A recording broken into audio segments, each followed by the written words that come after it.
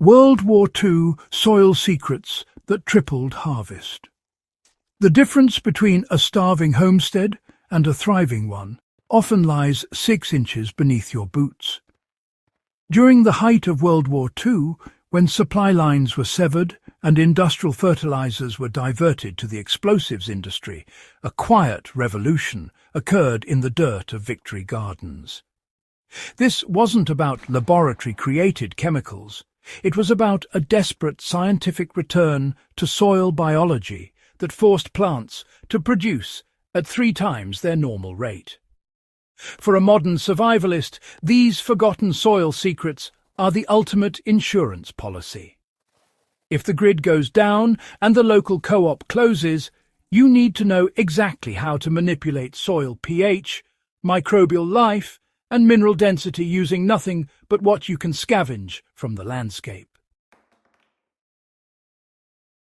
The foundation of explosive growth starts with the strategic application of wood ash and charcoal. During the war, coal and wood were the primary heating sources, leaving behind mountains of waste that became the secret weapon of the high-yield gardener. Hardwood ash contains up to 70% calcium carbonate, along with significant levels of potassium and magnesium. In a survival scenario, you aren't just dumping ash on the ground. You are using it as a precision tool to unlock phosphorus that is otherwise locked in acidic soil. The ratio used by successful wartime growers was approximately 5 pounds of screened hardwood ash per 100 square feet of garden space, applied only in the early spring. This neutralized soil acidity, which is the primary reason most modern gardens underperform. Furthermore, they incorporated biochar, crushed charcoal bits from the bottom of the fire pit, into their compost. This charcoal acts as a permanent apartment complex for beneficial bacteria, holding on to nutrients that would otherwise wash away in the rain. Nitrogen fixation through the intensive use of human and animal hair was a common wartime hack. One of the most overlooked sources of slow-release nitrogen during the 1940s was protein-based waste, specifically hair and feathers.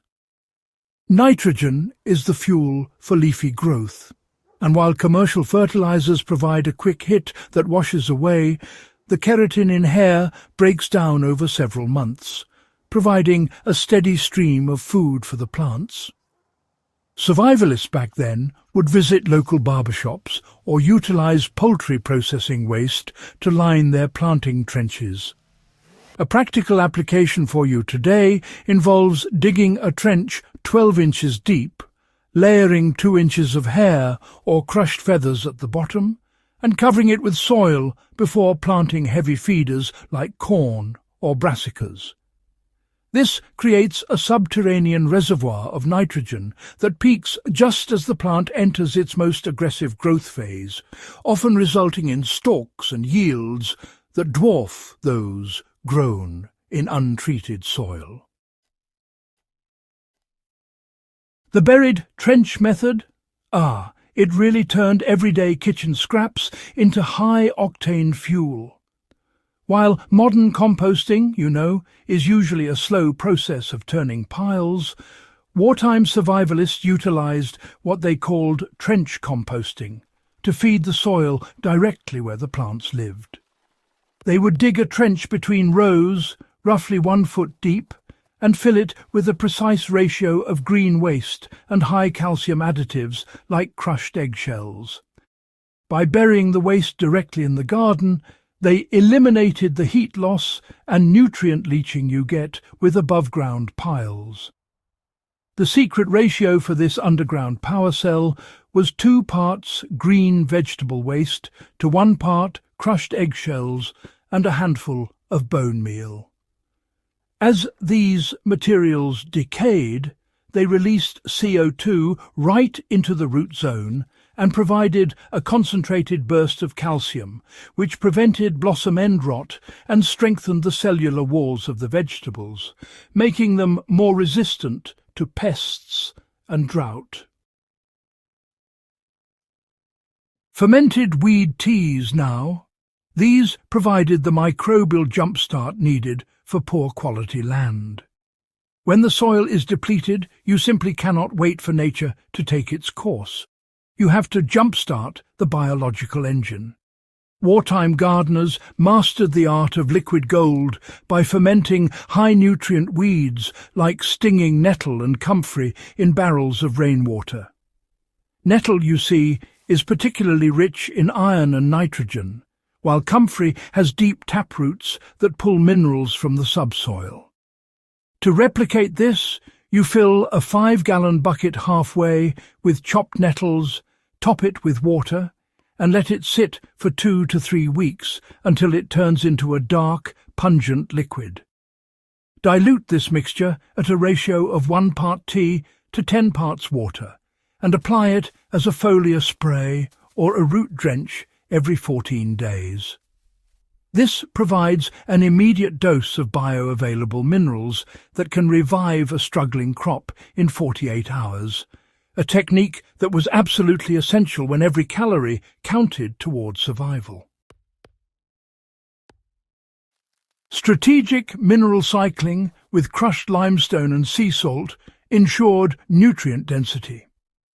The final secret to the tripled harvests of the 1940s was the understanding of trace minerals. Plants cannot manufacture minerals. They can only extract what is present in the dirt.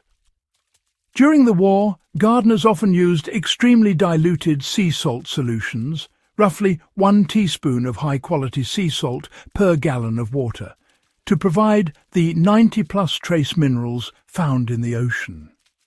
This didn't just increase the size of the harvest, it increased the nutritional value and shelf life of the produce.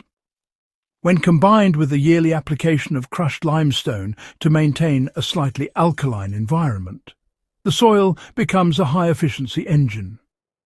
For your own survival plot, aim for a ratio of 1 pound of agricultural lime per 30 square feet every 2 years to ensure the mineral cycle remains unbroken and the plants have the structural integrity to produce maximum yields. This knowledge, truly, is your greatest asset in an uncertain world. If you found this breakdown of wartime soil science valuable, make sure to subscribe so you don't miss our next deep dive into forgotten survival tech. Share this with your community. Food security is the bedrock of any prepared group. Let's keep the dirt working for us.